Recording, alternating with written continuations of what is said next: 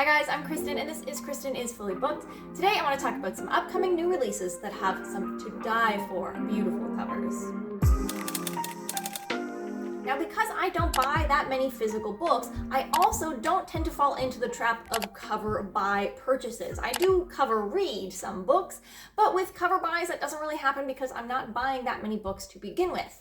So I wanted to take the opportunity today to share some upcoming new releases that could potentially be a new cover buy for you. So today I put together a list of 6 upcoming new releases that are books that I think the covers are absolutely gorgeous, but where the premise isn't a book that necessarily intrigues me. But I think that they have such beautiful covers, I want to give the opportunity to highlight them here today. So I'm just going to share the cover, the title, the publication date, and a brief synopsis of what the book is about so that you can check this book out if it intrigues you. I also picked books from a few different genres, so if you are not a fantasy reader, no problem, or if you are a fantasy reader but you read very eclectically, then this is definitely the video for you. Now I do have my laptop here, so I'll be looking down a little bit throughout today's video. But let's get started with our first book. This is January 15th by Rachel Swarsky. This is a speculative lit sci-fi published by Tor.com and coming out on June 14th of this year. I really love this cover. I really like photographic covers. I think the aesthetic of this image is just so cool, and it really made me really interested in the book, just the cover. If I was a cover buy purchaser, I would probably have bought this book, and that's going to be the case for basically all of the books that I talk about today. This is a speculative novella set in the near future where all Americans receive their annual universal basic income, following the stories of 4 people: a journalist who once opposed the policy, a single mother of 2 hiding from her abusive ex-wife, a rich college girl at a party designed to squander unneeded money, and a pregnant teenage sister wife about to embark on a new journey. In this near-future science fiction novella by Nebula Award-winning author Rachel Swarsky, the 15th of January is another day of the status quo and another chance at making lasting change. Then we have The City Inside by Samut Basu. This is coming out on June 7th. It's actually a republication, and it is being published by Tor.com. This was originally published under the title Chosen Spirits, and it is a sci-fi dystopian novel. I really love the kind of hazy, almost neon-esque cityscape of this cover. I think it looks really cool, and it's definitely a big upgrade cover-wise from the original cover for this book. This is a speculative sci-fi epic set in near-future Delhi, so another near-future but in India. This theoretically dystopian novel portrays a world eerily and terrifyingly familiar to current times, following Joey, a reality controller responsible for supervising the multi-reality live streams for her ex, and Rudra, a recluse estranged from his wealthy family who takes an impulsive job offer from Joey to escape a life he never wanted. Now, based on the reviews, it sounds like the synopsis focuses on things that are a little bit different from what the book actually focuses on. So I took an excerpt from a reviewer, and I will share that with you here. This is an extraordinary, immersive read about a horribly plausible near future of grotesque wealth disparity, climate change, abusive yet useless government, invasive technology, and people carefully ignoring it all by plugging themselves into electronic entertainment. To say it hits home is an understatement. It sounds like a challengingly uncomfortable read. Then we have Young Mungo by Douglas Stewart, and this photo cover is just too gorgeous. Like, I really almost want to pick this book up. It sounds a little bit depressing, but look at this cover. That is so cool. This is like a photo I would hang on a wall. Like, absolutely, I would get a print of this photo and display it somewhere. It's so gorgeous. But Young Mungo is actually a new release that's already out. It came out on April 5th, published by Grove Press, and this is a literary fiction book, both a purge-turner and literary tour de force. It is a vivid portrayal of working-class life and a deeply moving and highly suspenseful story of the dangerous first love of 2 young men.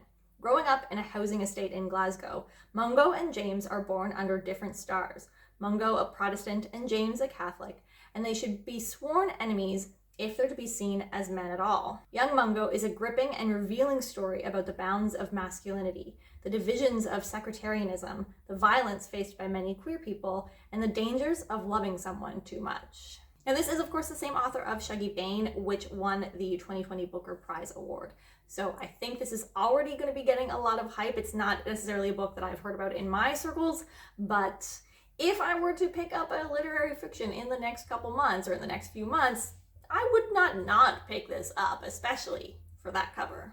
Next up, we have a horror novel, Dead Water by C.A. Fletcher, and I have a thing for watercolors. I want to get a watercolor tattoo.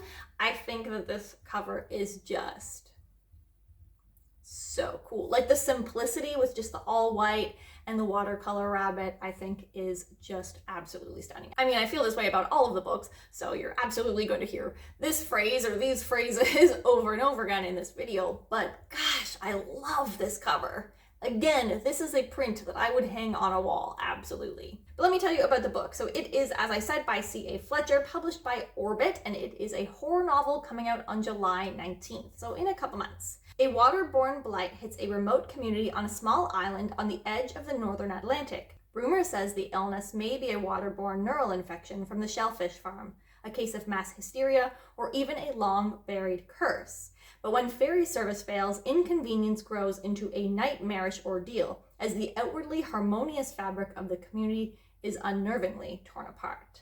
A haunting, suspenseful tale of isolation and dread within a small island community, from the author of A Boy and His Dog, At the End of the World, perfect for fans of The Lonely and Station 11.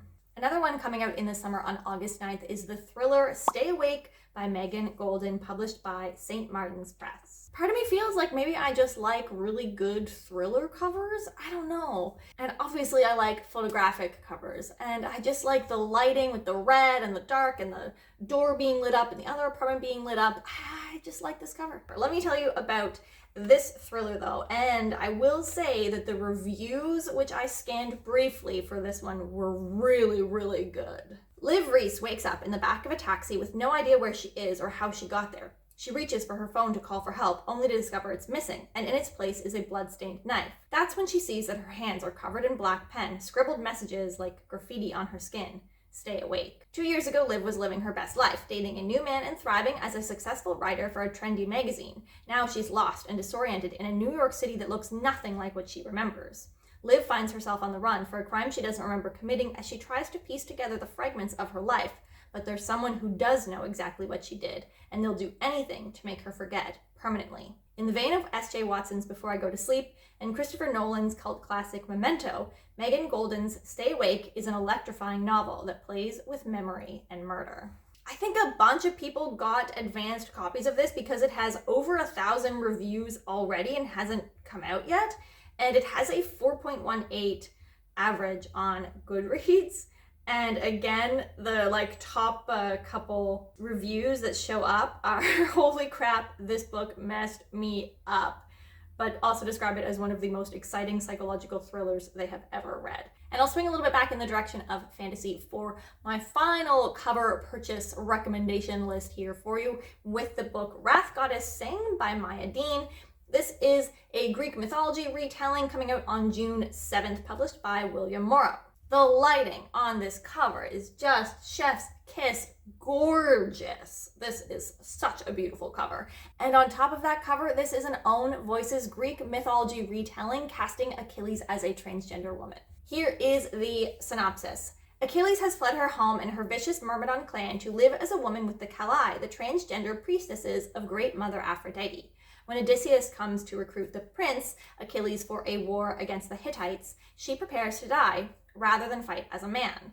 Athena intervenes, transforming her body into the woman's body she always longed for, and promises her everything: glory, power, fame, victory in war, and most importantly, a child born of her own body. An innovative spin on a familiar tale, this is the Trojan War unlike anything ever told, and an Achilles whose vulnerability is revealed by the people she chooses to fight and chooses to trust. I'm not really one for the Greek mythology retellings at the moment, but this sounds really cool.